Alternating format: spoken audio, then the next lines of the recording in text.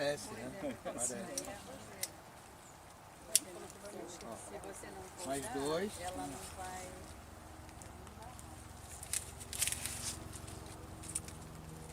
Sobre plantas que devemos plantar para aumentar a visita de abelhas no nosso plantio e com isso está ajudando as abelhinhas.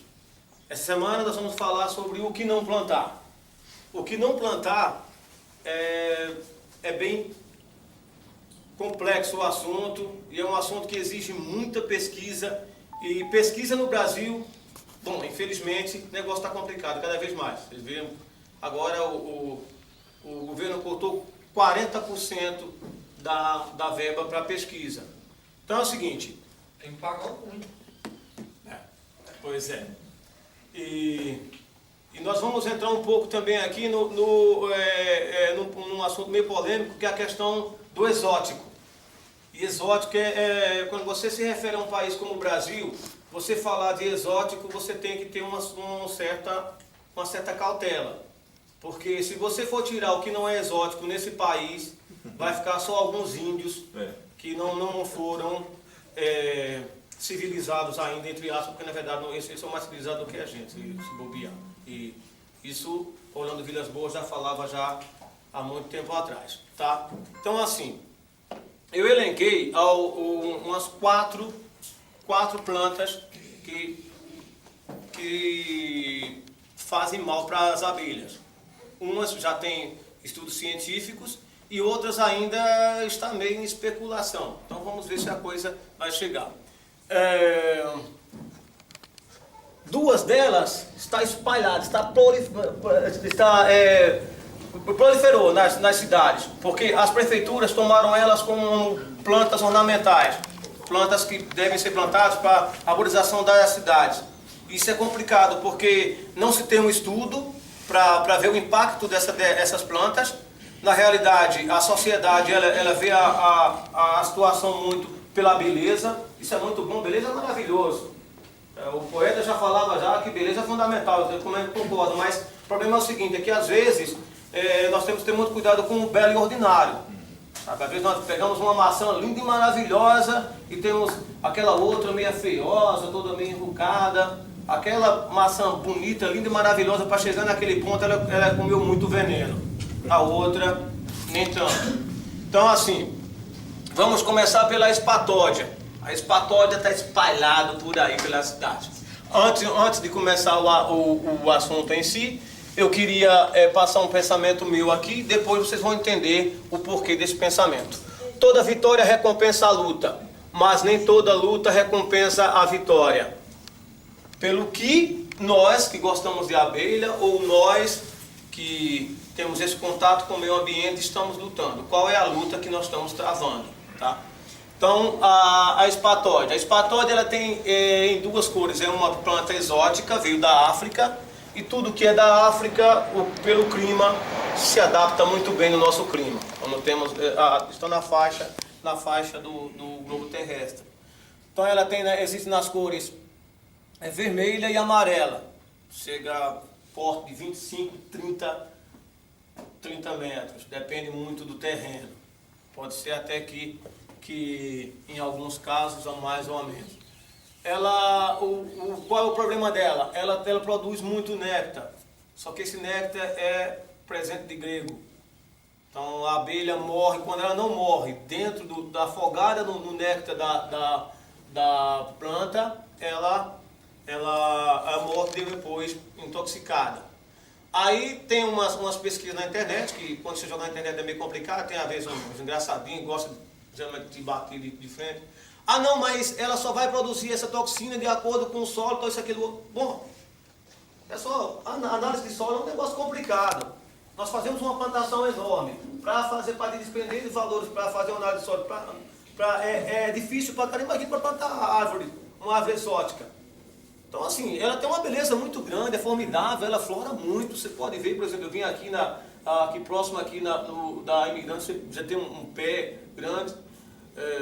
A cidade está infestada, onde eu moro, na minha casa, eu nunca vi tantas trapéias daquele jeito. Mas ela tem esse problema. E aí, na realidade, até você chegar a esse ponto é muito difícil, porque eu não conhecia isso.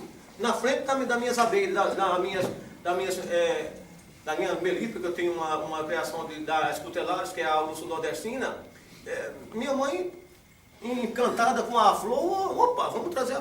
plantou lá, e depois eu, para convencer ela de que aquele bicho, aquela abelha matava, aquela planta matava minhas abelhas, foi uma luta. E até que consegui mostrar para ela que tinha abelhas mortas dentro da flor, né? Porque ela é uma concha, na realidade. Então, assim, ela, na realidade, é uma planta que deve evitar. Está lá no meio ambiente, mas longe das tuas abelhas, longe onde você está. Tá? A outra planta também, que recentemente, nas pesquisas, eu descobri ela, e eu fiquei muito chocado porque ela é muito bonita e flora demais. É a cidipiruna. Cidipiruna, então assim, quando eu peguei essa pesquisa, eu falei, meu Deus, cara, como é que pode isso? Ela é tão bonita, uma planta flora tanto. É uma pesquisa recente de dois pesquisadores, o Marco Antônio Deulama e o Rui Carlos, natureza Uel Maniquete. Essa não é. Então assim, esse falso pau-brasil é a cidipiruna. Qual é a diferença entre a cidipiruna e o pau-brasil? Nos detalhes das flores, o pau-brasil, ela tem a flor do pau-brasil, no meio dela é avermelhada. É quase igual o caule da árvore em si. No meio é um miolo avermelhado e muito forte. E o pau-brasil tem espinhos, a cidipiruna não. Então ela tem essa diferença. E ela é muito fácil de ser confundida, por exemplo. Isso aqui foi uma campanha que o Rio de Janeiro, a Prefeitura do Rio de Janeiro lançou para definir qual seria a planta a ser plantada. Algumas queria fazer troca, né? Então aqui eles puseram 4 plantas quase idênticas. O pau-brasil está aqui. Você vê que a imagem não colabora muito, porque a impressão, na verdade, vou te falar, é complicado o negócio. O pau-brasil, a cidipiruna, com seus cachos exuberantes, a tipuana, quer dizer, tem uma certa semelhança aqui às flores, e o pau-ferro. Essas 4 árvores aqui, eles lançaram na internet uma campanha para definir qual delas seria plantada. Então, assim, ela está enraizada na cultura de plantação de árvores das cidades. Então ficou nesse parâmetro aí. Ela também é uma planta que tem a floração entre setembro e novembro, a época da primavera. Tão complicado. Aqui eu não pus aqui, na verdade nós vamos falar somente por cima, não está tão enraizado aqui no nosso cotidiano, porque é uma planta do cerrado, o babar-timão. Ela é usada também muito na linha homeopática, mas também ela é muito tóxica para as abelhas. O pólen dela, extremamente tóxico. Uma pergunta que da última vez aqui um colega nos fez sobre o ninho. Olha, para que uma planta seja definida, e eu acho isso muito sensato, extremamente sensato, se ela é tóxica, se faz mal para isso ou para aquilo, ela tem que passar por uma pesquisa. Vai para o crivo de pesquisa, é feita uma análise físico-química de todos os componentes da planta para chegar. Então, assim, o ninho, hoje, existe muita falação sobre ele ainda, mas nada confirmado.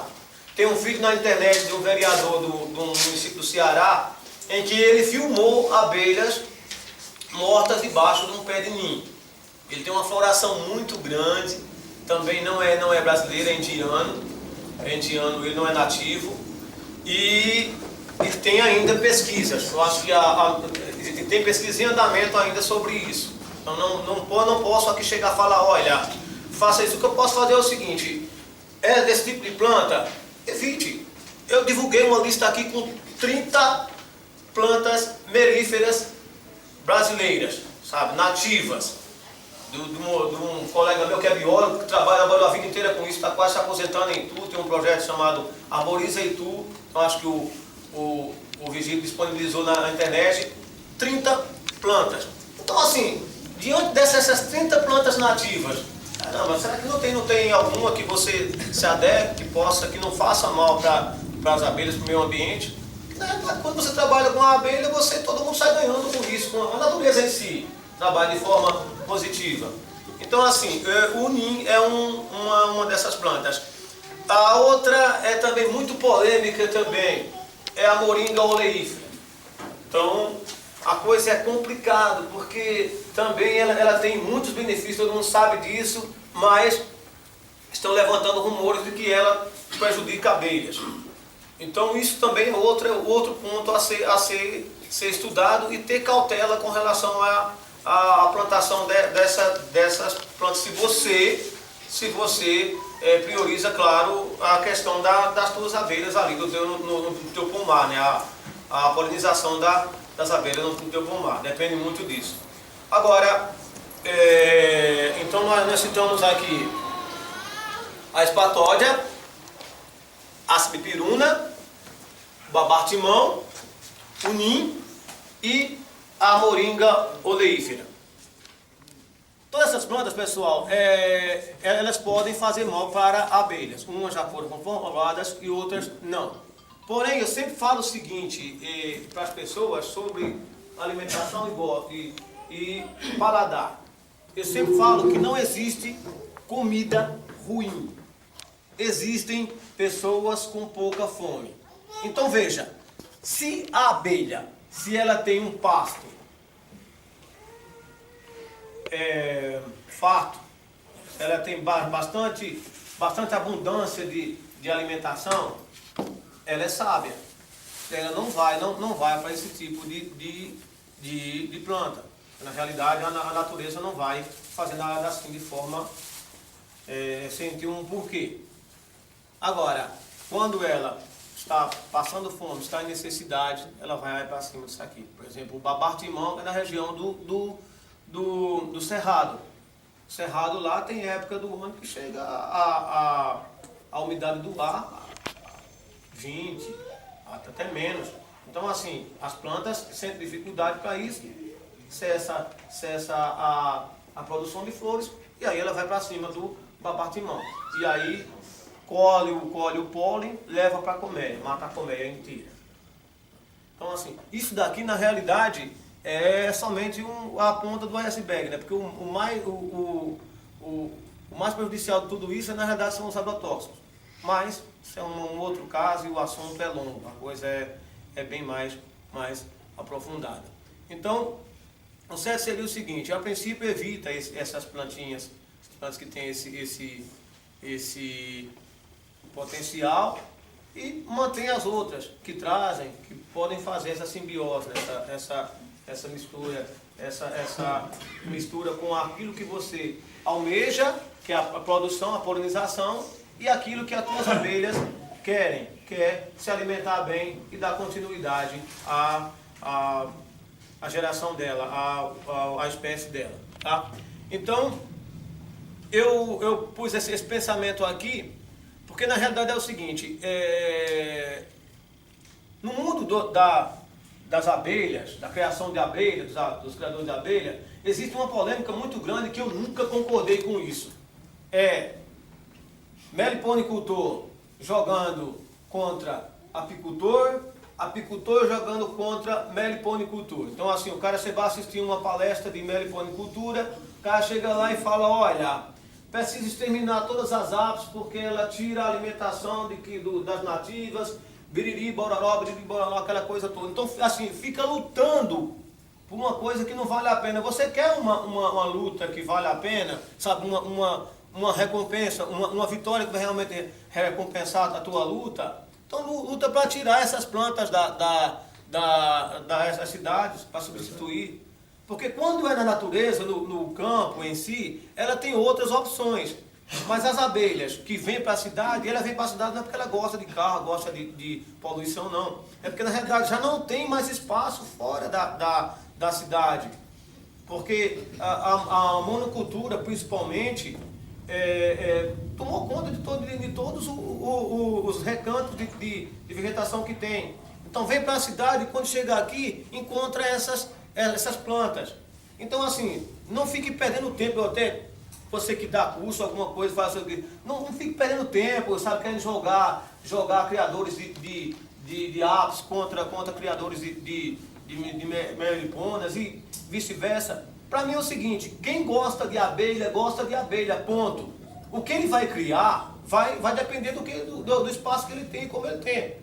Obviamente você não vai chegar colocar 30 caixas de abelha apis no teu quintal, com a defensidade das abelhas que tem hoje, com a defesa que a abelha tem hoje. Que a abelha brasileira, hoje, a partir de 1949, 1956, quando houve essa introdução da africana aqui, ela ficou muito agressiva. Então não é possível.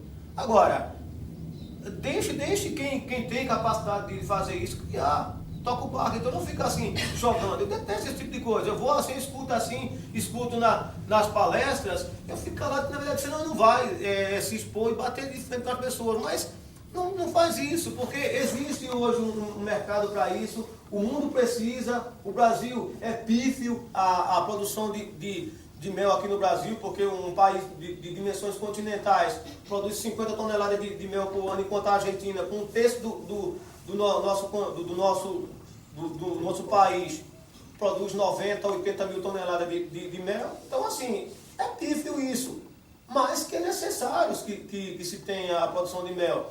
Ah, não, mas pela quantidade de abelha que tem numa caixa de apis, a abelha e uma mandaçaia, por exemplo, a mandaçaia seria mais produtiva. Tá, tudo bem, seria mais produtiva, mas me mostre em números, me mostre em fatos a produção. Eu não estou falando com isso, né, na verdade, que eu esteja defendendo uma coisa ou outra. Eu amo meliponas, eu comecei com meliponas, não deixo as minhas, apesar de ter as minhas apis, mas assim, porque é um outro contexto, mas porque na realidade isso é insensatez. Porque sempre se buscou essa produção. Então, assim, você consegue tirar as abelhas, quem fala tanto isso, consegue tirar, por exemplo, as africanas do país, as exóticas? Olha, eu só conheço um lugar que tem, puro, aqui no Brasil, que tem a europeia pura.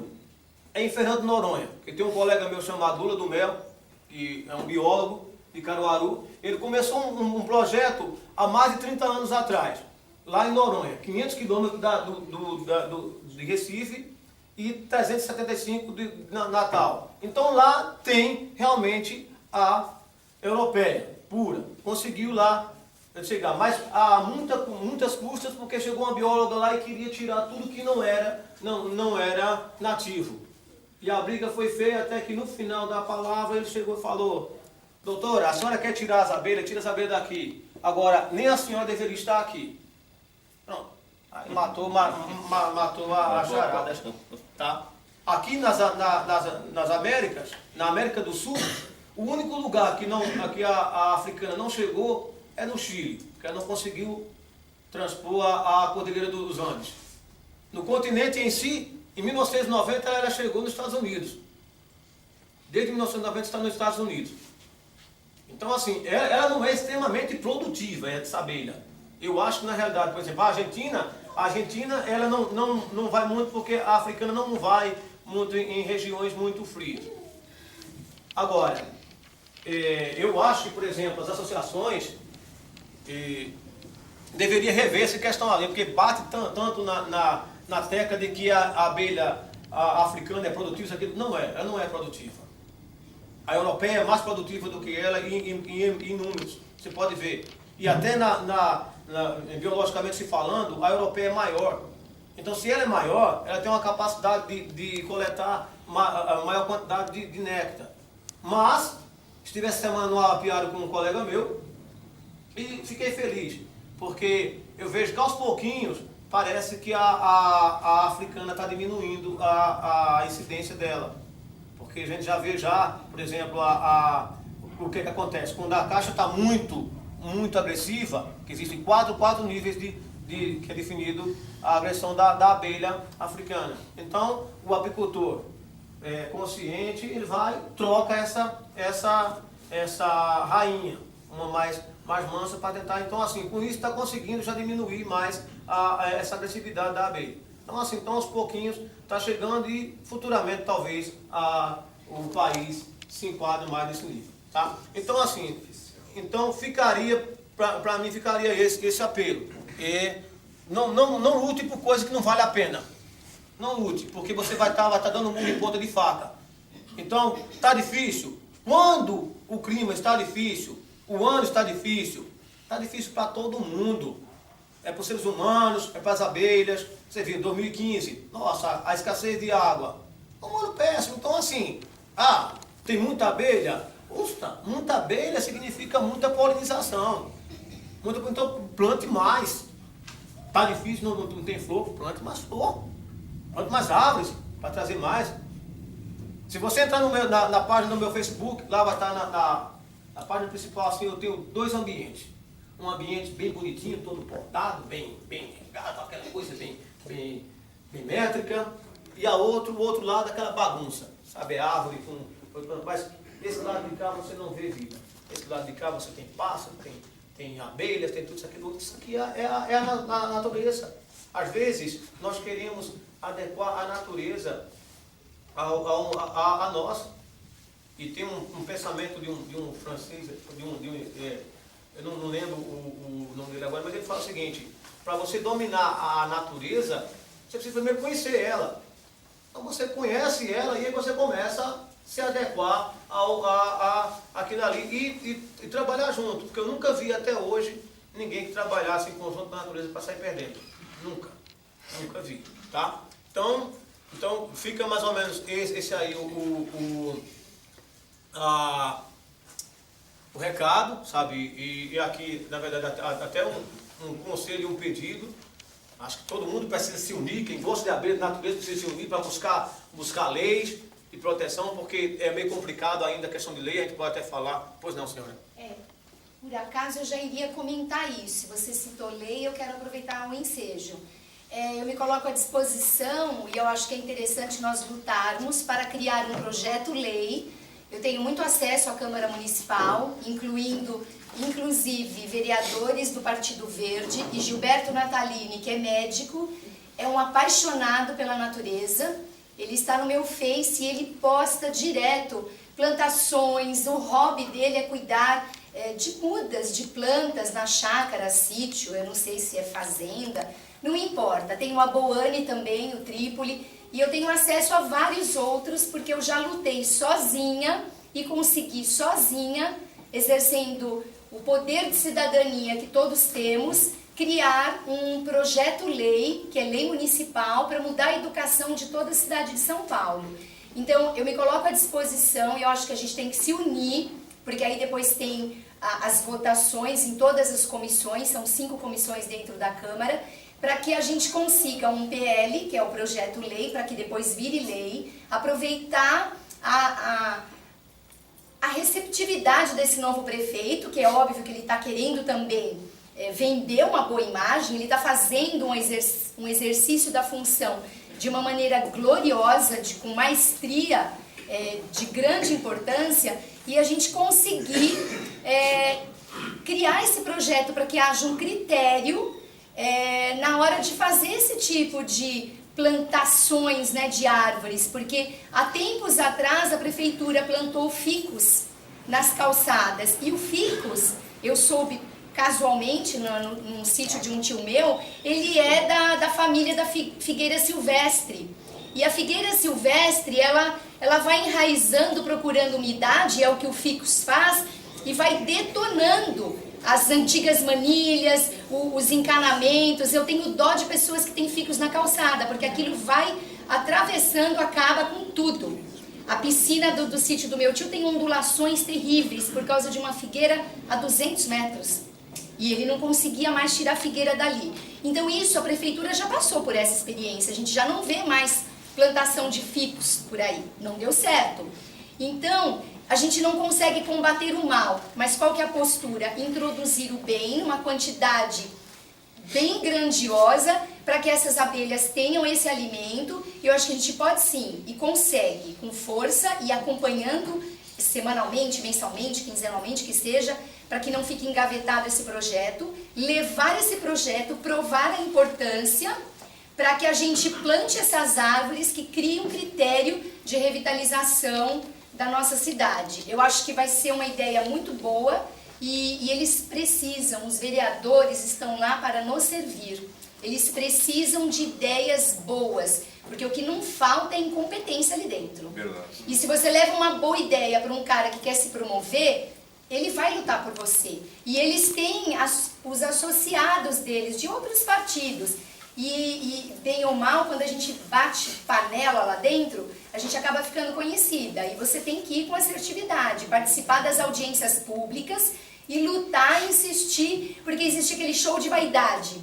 Se um não abraça o seu projeto e ele vê que o outro abraçou e deu certo, é aquela disputa. Aí vai falar, que a ideia dela é boa. Quando você vai numa reunião, você se posiciona, não falta vereador distribuindo o cartão deles para que você leve a ideia deles para o gabinete. Então, se bobear, vai chover gente querendo nos ajudar.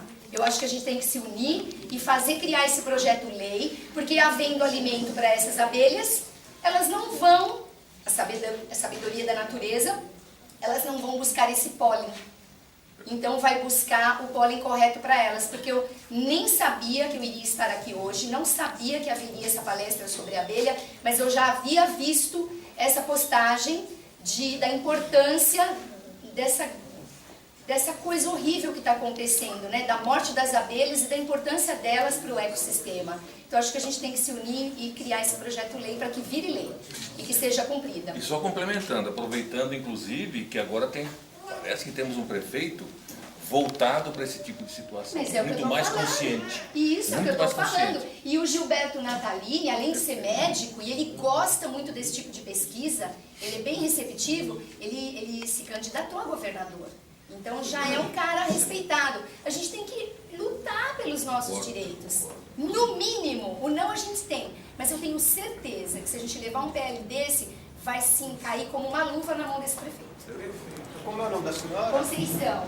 Bom, obrigado, senhora Conceição. Por nada. Bom, na realidade, pessoal, quando a gente, geralmente quando eu dou uma palestra assim, eu gosto que as pessoas fiquem bem à vontade e exponham os seus pensamentos. Então, veja só, ela trouxe aqui uma causa e existe uma das coisas que eu sempre falo muito para as pessoas, é o seguinte: usem o exemplo das abelhas. Uma abelha só não faz mel, digamos assim. Quando ela está fraca, qualquer predador ataca. Se ela está forte, se ela se une, ninguém vai entrar naquela colmeia. Nenhum predador vai entrar naquela colmeia. É o terceiro responsável por mortes no mundo. Então, só um detalhe. A abelha, por quê? Porque poucos sabem da agressividade dela, poucos sabem se interessar por ela, e ela usa isso como uma forma de defesa da sociedade que ela tem. Sim. Então, ela é um animal, ela é um inseto perigoso, mas quando você conhece, sabe mexer e respeita a abelha, ela é a melhor solução que existe hoje para o nosso tipo de atividade. Sim. Eu fui apicultor há muitos anos atrás, voltado para a apicultura, não para a extração de mel, mas o mel de vários tipos de abelha e a utilização de venenos para curas, enfim. Apiterapia. Apiterapia. E eu plantava sempre o Melilotus, que é uma das plantas melhores em termos de floração e fornecimento de néctar e pólen. Então, o mel, para mim, tem uma... Melilotus. A Melilotus. Então, o mel, para mim, ele tem uma função orgânica, de cura, não só alimento. Então, eu acho que apesar da abelha ser Para mim, a coisa mais importante que existe na natureza é a abelha. Eu sou apaixonado, sou fã, fiz inseminação artificial de melhoria de rainhas, enfim. Mas precisa se tomar bastante cuidado. O principal problema da abelha é cheiros. Ela não tolera, você sabe disso, ela não tolera cheiros fortes, perfumes, ou no meio de uma colmeia e tal, usando perfumes fortes.